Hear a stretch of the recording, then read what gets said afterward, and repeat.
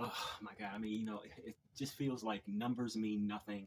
Nobody really knows what the heck is going on. And yet somehow, I guess people are still earning a living. This is crazy.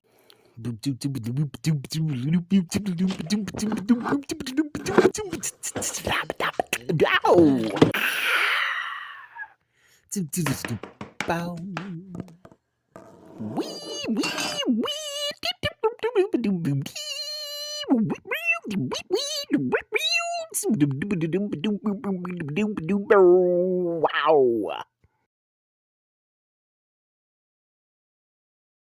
So what's up, everybody? My name is MichaelStephenson. Welcome back to my YouTube channel. If this is your first time here, this is my part of my entertainment industry series that I do on my channel, where I talk about the entertainment industry as a whole, specifically focusing on film and television and also books as well. Also, if this is in fact your first time here, I would please ask that you actually go back and watch some of my first initial videos within this series. I'm trying to do this series sequentially, so hopefully they are numbered properly. Some of the things that I established in the first couple of, first dozen or so of my videos, they are like principles in a language or shorthand that I built up. So I might mention something and you might not have a clue as to what it is that I'm talking about. Just know that I've most likely covered it in a previous video to try to make my later videos a little shorter. I am coming to you with yet again another potentially super controversial, definitely inflammatory topic. I've been thinking of this for a while, but I want to tell you guys specifically what has prompted me as of late to once again explore this idea and share it with you all. So two, or I guess three things have happened within the last little bit of time since before I recorded this video. First thing, the Writers Guild of America going on strike. It's a huge thing for this union specifically to go on strike. As that strike officially started, and I'm seeing across all of social media, some of the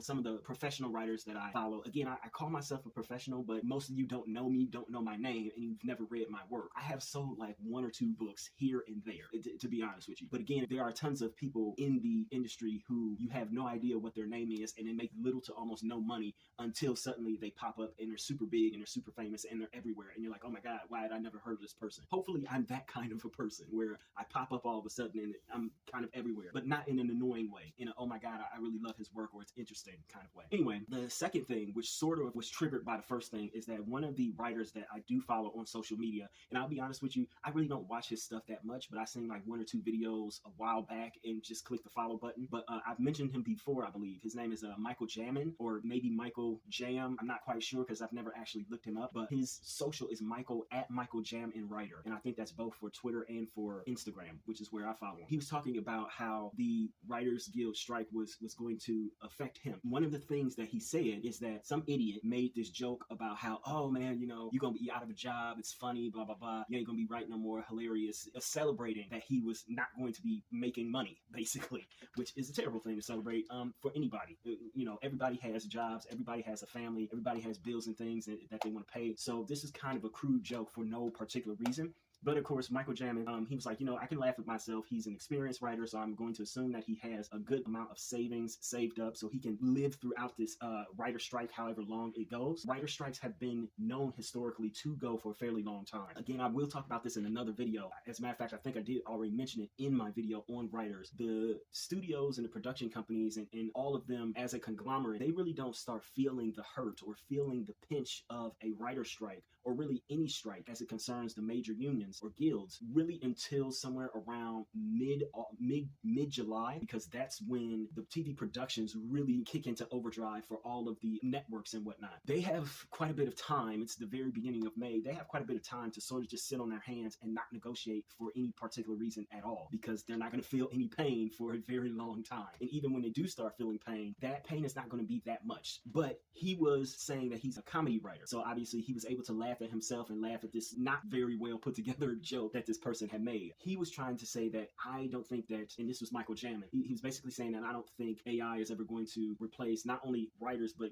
will replace comedy writers, or that at the very least, that was very far off. Now, I tend to disagree with him on that, but I'm actually just going to focus in on the comedy writing thing. But before I say the video, again, let me get to the third thing. The third thing that had me thinking about this topic yet again was I was reading, I want to say on TV Line or something to that extent. TV Stream. I don't know. It's a website out there that is, I guess, it's similar to what TV Guide used to be, where it just covers regular old news about TV and things of that nature, stuff in the entertainment, like hundreds of thousands of sites do at this point. It had a list of shows that were basically still on the bubble and haven't been renewed yet for the 2023-2024 season. Broadcast network shows, ABC, NBC, CBS, I think CW, Fox was thrown in there. And there was one show on there that was a comedy. They were talking about how, yeah, this comedy is not doing so hot. It was only getting like 700,000 or 800,000 viewers. And mind you, this is on a major network. In the line of that, it compared the amount of viewers that it was getting to a show that is not only Emmy winning, but has been said to be like a hit show. And it's said to be like the number one new comedy or number one comedy on TV or what have you. And that was Abbott Elementary. I could not believe the amount of viewers that Abbott Elementary was getting as a supposed number one hit comedy show. The viewership was somewhere around 2 or 3 million on network TV. And that kind of blew me away. Now,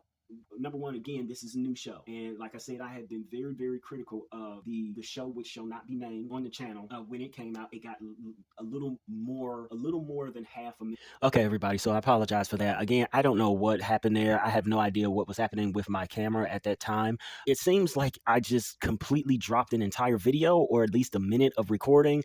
I don't know. But in any case, what I was going to say, and to try to bridge this, is that it shocked me that Abbott Elementary, or that any lead comedy at this point in time, was having such low ratings. And that also shocked me because that was a family comedy, and family comedies usually have incredibly high ratings.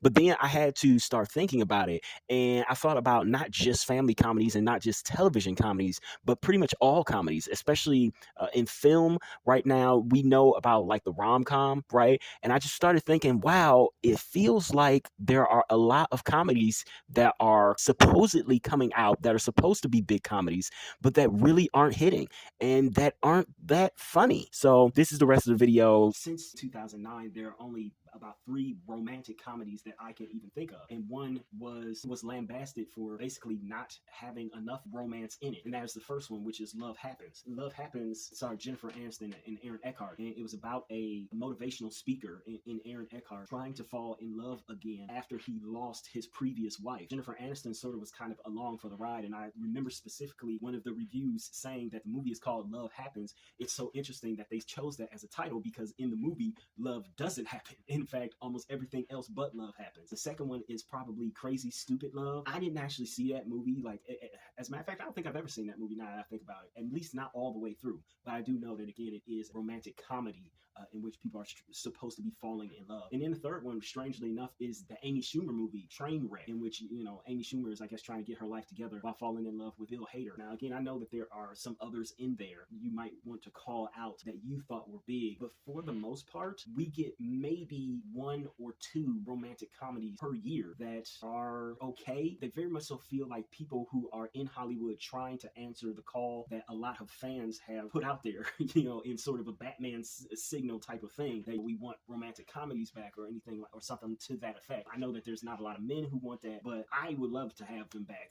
Like I say, I watch everything, and I think that everything for me becomes a learning experience. The lack of really good romantic comedy feels very much so like a symptom to an actually bigger problem with comedy in general. We actually had some comedies that were created by Judd Apatow that were decent, but I'll be honest with you, I kind of got tired of Judd Apatow's shtick pretty quickly. By the time, I want to say, like, I didn't like Knocked Up like apparently everybody else did. I didn't see Forgetting Sarah Marshall. Frankly, by the time that the movie Funny People came out, and I gave it a chance on DVD, and I watched it, and I was like, this is insane that this movie is called Funny People. For a movie called Funny People, it is one of the most unfunniest films that I think I've ever seen. It was just so bad, and I was like, this is what they keep giving us. And then you had Pete Davidson. Of course, he teamed up with Judd Apatow, which I understand why you would team up with him, because he's definitely a power hitter, a heavyweight. But having his first film, having his true film star debut be The King of Staten Island, even though I know that it is an absolutely incredibly personal film for him, it's basically about his life. For those of you who have been living under a rock and don't know who Pete Davidson is or know his story, Pete Davidson is one of the SNL people. He's an SNL alum at this point. And as I said in the previous video, talking about actors and longevity, being part of the SNL Alumni Association, so to speak, is an incredibly good thing for any actor to be part of. In the movie King of Staten Island, he sort of explores his own life, and his life was scarred and very much so affected by the death of his father. His father was a firefighter, and his father unfortunately passed in the 9/11 attack. Even with all of that personalness, I saw the movie and I was like, I would not have chosen this. If I was advising Pete, if I was like on his team, I would not have advised him to do this movie as the first movie out, because it was just a really okay film. It wasn't a good or great film, and it definitely wasn't one that I'm going to remember for years and years and years. For it to have been so personal, I wanted to remember that film for years and years and years, especially because I like Pete, especially if Pete becomes like this big superstar. I don't feel as if a lot of the comedies that we've had as of late have been all that funny, or, and this is another thing, maybe it's not that the comedies aren't funny, but more so maybe it's the possibility that we are being inundated with too many comedy choices. One of the main reasons as to why I think comedy writing specifically, or just having a straight up comedy as opposed to having comedic points or pieces of language or dialogue within something far more dramatic, its biggest threat right now is social media. If you fit into the demographic that TV usually looks at, which is like 55 and basically younger than that, think about how much time you would on average potentially spend on social media. You technically are on social media right now watching my video. As an aside, it is always weird to think of how, I guess, unfunny these videos are, or how unfunny people who are paid to or trained to be funny, just how unfunny and serious they tend to be in regular life. I swear to God, I am funny. I swear to you, I am. In some of my books, they're like, yeah, trying to be funny, and they do succeed. Anyway, that's just a small little tidbit there. But there are so many layers to comedy that you see just on social media. It's hard to say, oh yeah, I'm going to go out and watch a 1.5 hour or 2 hour film that is supposed to be just a straight up comedy film. That's beginning to become a hard sell even to me, which, I love comedy. I do have a comedy background. I did stand up for a couple of years. Yeah, I don't know. It's just, I'll tell you guys a little bit more about my comedy background later, but it's a very strange thing. Like, I just don't even know what else to say. Whether it was Vines, where you had such a small amount of time to do something funny, and some of them were funny. Like, let's keep it real. Some of them were funny. Not only were they funny, but like they were highly quotable and, strangely enough, incredibly memorable. Whether it was Do It for the Vine, my Gummy Money thing, the Do You Want to Dance With Me guy, all of those things came around and they were funny for a very short time. They had a very small window to laugh or to capture your attention, and they managed to do it. They did it like in spades, and that seems to have not stopped ever since then. Once people saw that these few people who were doing like Vines and stuff and just doing and saying stupid things for these short clips, whether it was the dude who like, she wanted to D, so he tossed her an actual letter D, or the watermelon guys or whoever, once they saw that these people were becoming so big, it had so many followers, that suddenly brands were offering them deals and sponsorships and all this stuff, throwing money at them like, oh, mention our product, have our product in your video, whatever, and we'll give you this amount of money. A lot of people just started being like, oh, well, you know what? I can be funny too. I can do that too. And so we rushed to social media to try to do the same thing. That created a glut of not only the things that we used to have, because don't get me wrong, we have always had funny videos online. That's how we came up with the America's Funniest Home Videos. The younger, hipper version of that is Ridiculousness, and they have some of the same videos on it. It was funny too, because I read online a comment from, I'm guessing, a Gen Z or maybe a Gen Alpha, and they were saying ridiculousness is the comfort food for millennials. It basically is the internet. It is social media. You made a joke that kind of negated your own joke. When it comes to comedy, I'm not sure that people care that much anymore about, one, seeing scripted comedy, laughing at something that's structured. And I'm also not sure that those who do care about structured, scripted comedy are ready and willing, especially younger generations, to sit down for a half-hour long show and wait 30 to 45 seconds in between each joke, especially not when you can have your phone there or have your tablet and flick through page after page after page, posting after posting after posting, laugh probably once every 10 seconds, whether it is a super funny just happenstance video, somebody doing something stupid in real life, and some sort of reality type of thing. I just watched a video earlier today. A woman, she catches her husband and her young daughter taking little tastes of the meatloaf that she just pulled out of the oven. And so I'm guessing it's like, a big theme that they go and they sneak food and whatnot. And she catches them, and they both do like the running cartoon thing. It seems like to me, to where it's like they lift up off the ground and start shuffling their feet, and they like race out of the kitchen like, oh no, we've been caught. And I watched that clip maybe 10 times in a row. It was so funny. He had the funniest look on his face, like his mom just caught him doing something. Like, bro, that's your wife, and you are an adult. You don't have to explain yourself in this way. Watching this one clip made me laugh 3 or 4 minutes straight, and it didn't really have to have a plot to it. It didn't have to have a whole bunch of writing or anything to it. It didn't have to cost $1 million per day or something like that to shoot. It was just plain. It was simple. It was look at somebody else's life, and it made me laugh. And then I flipped on to another video, and that video was serious, but I went to the comments, and people were cracking me up in the comments. It's hard for me to look at social media and not think that it is a major form of competition to any sort of traditional programming, whether that is scripted or reality TV. Even though we are currently in a point in which we are embracing fakeness, people still say that they want realness, that they want a certain level of truth to it. I don't know how entertaining we think scripted stuff is anymore. I think that there will always be a room for comedy and comedy writers when you layer that in with something else. If you have a comedic line said by one of the characters in an action film, you do something like a comic book film where you're layering in comedy there, obviously that's going to always stick around. But what I think more than anything, I think that comedy might actually be dying. Scripted comedy, especially on these traditional forms of media. It is strange that a comedy show, especially in this time, in this era, in which people constantly say that they don't want to have politics, or they don't want to have religion, or they don't want to have something, whatever, thrust upon them. They just want to sit there and be entertained, or they just want to sit there and do XYZ, whatever. They just want to sit there and escape. It is amazing to me that comedy, and most comedy things in general, are not the things that are garnering the highest level of viewership. It is incredibly strange to me that Grey's Anatomy, in its 1000th season, it seems like, is still garnering more millions of viewers than a newer hit comedy show that doesn't really dig into politics all that much. It very rarely ever talks or goes political when speaking about Abbott Elementary, or even some of the other shows that they have there. To look at it to an even larger extent, what I think the future of writing, or writing rooms, writing teams will be, is that I think we're going to break up the niche writers, so that Michael Jamin, of course, he was very proud. It seemed like he was very proud to call himself a comedy writer. And I am very proud to call myself, even though I don't really want to be a writer, I'm proud to call myself a comedy writer, but I'm also